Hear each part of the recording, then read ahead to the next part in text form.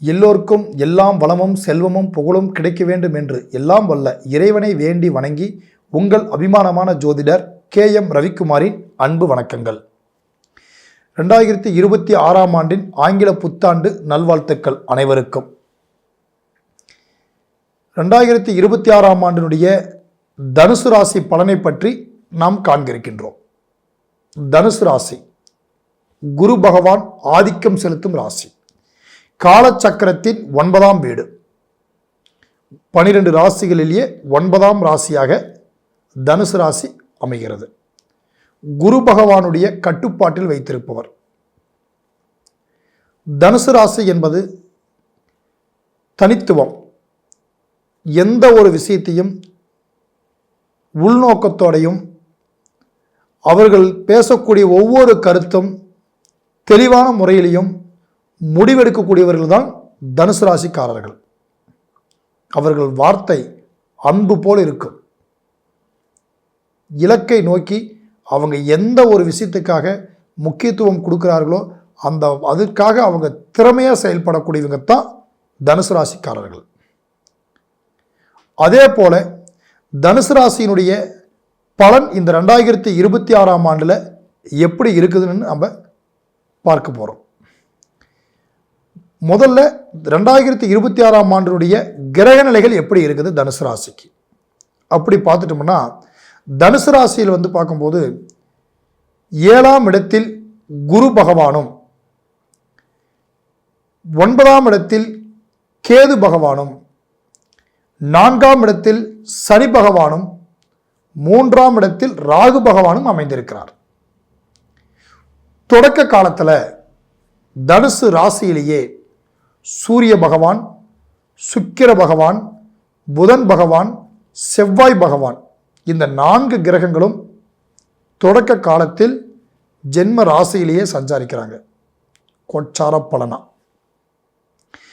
7ஆம் இடத்துல குரு இருக்காருங்க. அதாவது குரு பலன் உங்களுக்கு எப்படி இருக்க போகுது இந்த 2026ஆம் ஆண்டுன்னு பார்த்துட்டோம்னா, உங்களுக்கு பலன் கிடைக்கும். குரு பார்வை 7ஆம் இடத்துல அமைஞ்சிருக்கிறாரு. ராசிநாதனை பார்த்து கொண்டே இருக்கிறாரு. குரு பார்த்தால் கோடி நன்மை என்று சொல்லலாம். அப்போ இந்த குரு பார்வையால் சில நன்மைகளும் உங்களுக்கு கண்டிப்பாக இருக்கு. சரி, எந்த மாதிரி நன்மை நமக்கு கிடைக்கும் அப்படின்னு பார்க்கும்போது, தனது 5ஆம் பார்வையாக லாபஸ்தானகத்தை பார்க்கிறார். உங்களுடைய ராசிக்கு 11ஆம் இடத்தை குரு பகவான் 5ஆம் பார்வையாக லாபஸ்தானகத்தை பார்க்கிறார். அப்ப அந்த இடத்துக்குரிய பலன் என்னன்னு பார்த்தோம்னா, மூத்த சகோதரர்கள், உங்களுடைய முன்னாடி பிறந்தவங்க, உங்க வீட்டில் இருக்கிற பெரியவங்க, இவங்களால பார்க்கும்போது ஒரு சில நன்மைகள் உங்களுக்கு வரலாம். இல்லை அவங்க கிட்ட இருக்கிற சங்கடம் சலிப்புகள் உங்களுக்கு தீரலாம். சரி, லாபாதிபதியை பார்த்துக்கிட்டு இருக்கிறாரு. இந்த 2026ஆம் ஆண்டுல லாபஸ்தானகத்தை நோக்கி எந்த ஒரு வியாபாரமான ஒரு தொழில் செய்யக்கூடியவங்க லாபஸ்தானகம் அடையக்கூடிய வாய்ப்பு இருக்குது. நாம் ஒரு வியாபாரம் பண்ணக்கூடியவங்க ஒரு 10 ரூபா போட்டு ஒரு பொருள் வாங்குறோம், நமக்கு ஒரு 2 ரூபாய் கிடைச்சா பரவாயில்லையேன்னு சொல்லி எடுக்கக்கூடியவங்களுக்கு ஒரு முன் உதாரணமாக இந்த டைம் இருக்கும். பிஸ்னஸ் துவங்கக்கூடியவங்களுக்கும் லாபத்தை நோக்கி பயணம் செலுத்தலாம். அப்படி உங்களுக்கு லாபத்தை கொடுக்கக்கூடிய நேரமாக இருக்கு. சரி, 9ஆம் பார்வையாக அதாவது ராசிக்கு 3ஆம் இடத்தை பார்க்கிறார்.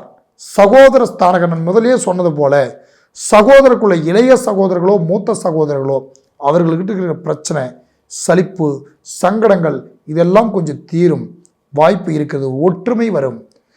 தைரிய ஸ்தானகத்தை கொடுக்கும். தைரியத்தை இதனால வரைக்கும் உங்களுக்குள்ள ஒரு படபடப்பும் பதட்டமும், எது செய்கிறதாக இருந்தாலும் இது நமக்கு சரியா வருமா வராதான்னு சொல்லி சில காரியங்களுக்கு நீங்க தயங்கிட்டு தான் இருந்திருப்பீங்க. அந்த தயக்கத்தை இந்த குரு பகவான் உங்களுக்கு போக்குறார். தைரியத்தை கொடுப்பார். துணிச்சலை உருவாக்குவார். சரி, நம்ம பார்த்துக்கலாம், எதுவாக இருந்தாலும் பேஸ் பண்ணலாம். அந்த தைரியத்தை இந்த 2026ஆம் ஆண்டு தொடக்க காலத்தில் இருந்து உங்களுக்கு ஜூன் மாதம் வரைக்கும் அற்புதமான முறையில் உங்களுக்கு குரு பகவான் கொடுக்குற வாய்ப்பு இருக்கு. அதை நீங்கள் சரியான முறையில் நீங்கள் பயன்படுத்திக்கலாம். அது உங்களுக்கு ஒரு பலனாக அமைஞ்சிருக்கு.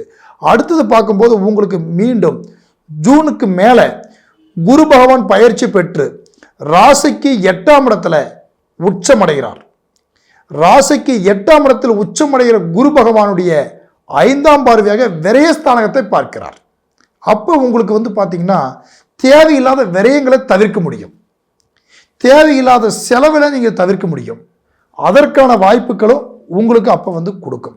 அந்த நேரத்தில் பார்த்துட்டிங்கன்னா 9ஆம் பார்வையாக 4ஆம் இடத்தை பார்ப்பார். 4ஆம் இடம் அது நிலம், வாகனம், பூமி இதை சம்மந்தப்பட்ட இடமா இருக்கு.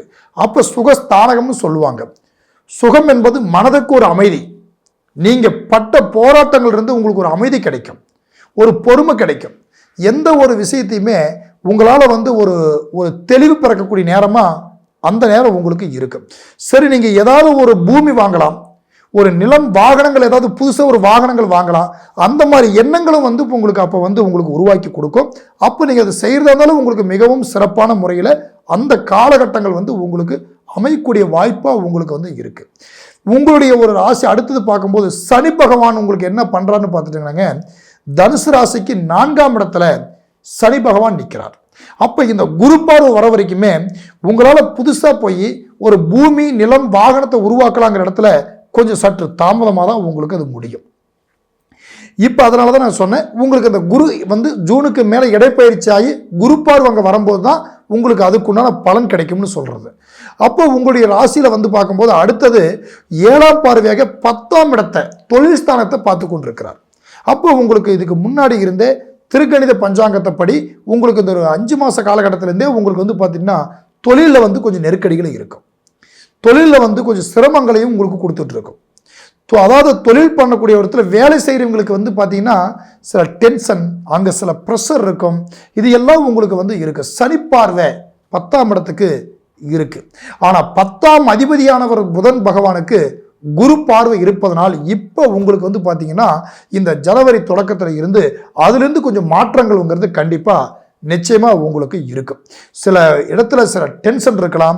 அதே மாதிரி தொழிலில் பார்க்கும்போது நமக்கு வேண்டாம்ப்பான்னு நினச்ச காலங்கள் கூட உங்களுக்கு வந்திருக்கலாம். நம்ம அதை விட்டுட்டு வெளியில் வந்துடலாமா, அந்த மாதிரி எண்ணங்கள் கூட நீங்கள் கண்டிப்பாக இப்போ சிந்திச்சிருப்பீங்க. அதிலிருந்து நீங்கள் விடுபடுற டைமெல்லாம் உங்களுக்கு வரக்கூடிய காலம் இப்போ வருங்காலத்தில் இந்த அடுத்தது வரக்கூடிய டைமுங்கிறது அதில் இருக்க அந்த டென்ஷன் குறைஞ்சி சரி பேஸ் பண்ணிக்கலாம், விடுங்க, பார்த்துக்கலாம், விடு, இதை பற்றி என்ன இருக்கிறது, யாருக்கு தான் டென்ஷன் இல்லை, அந்த ஒரு அதாவது பலகீனம் போய் பலமாகும். இது வரைக்கும் பலகீனமாக இருந்தோம், இப்போ கொஞ்சம் பலம், பார்த்துக்கலாம் விடு அப்படிங்கிற ஒரு எண்ணம் என்பது உங்களுக்கு இந்த நேரத்தில் உங்களுக்கு வரக்கூடிய வாய்ப்பாக இருக்குங்க. 3ஆம் இடத்துக்குரிய கிரகாதிபதி என்று சொல்லக்கூடிய ராகு பகவான் இருப்பதனால, அதாவது தைரியங்கள் இருந்தாலும் கூட எந்த ஒரு காரியத்தை நீங்கள் செய்யும்போது உங்களுடைய சுற்றி இருக்கிறவங்ககிட்ட கொஞ்சம் நிதானம் உங்களுக்கு தேவை. அது மட்டும் நீங்கள் சரியான முறையில் நீங்கள் கடைபிடிச்சிக்கிட்டு நீங்கள் வாங்க. 9ஆம் இடத்துல கேது பகவான் உங்கள் ராசிக்கு 9ல் கேது இருக்காரு. அதாவது அப்பாவுடைய பெரியவங்க ஆரோக்கியத்து மேலே கொஞ்சம் கவனம் செலுத்துங்க. மற்றபடி அவங்களுக்கு ஒன்றும் பிரச்சனை இல்லை. ஆனால் ஆரோக்கியத்தை நல்லா பார்த்துக்க சொல்லுங்கள். அதே மாதிரி அவங்கக்கிட்ட டென்ஷன் ஆகாத இருங்க. உங்களுடைய ராசி பலனுக்கு மிகவும் இந்த 2026ஆம் ஆண்டு நல்லது நடக்க வேண்டும் என்று சொல்கிறோம். அதே போல் உங்களுடைய சுய ஜாதகத்தை ஒரு முறை நீங்கள் தெளிவாக பார்த்துக்கங்க. உங்களுக்கு 2026ஆம் ஆண்டுடைய பொது பலன் நம்ம சொல்லிகிட்டு இருக்கோம்.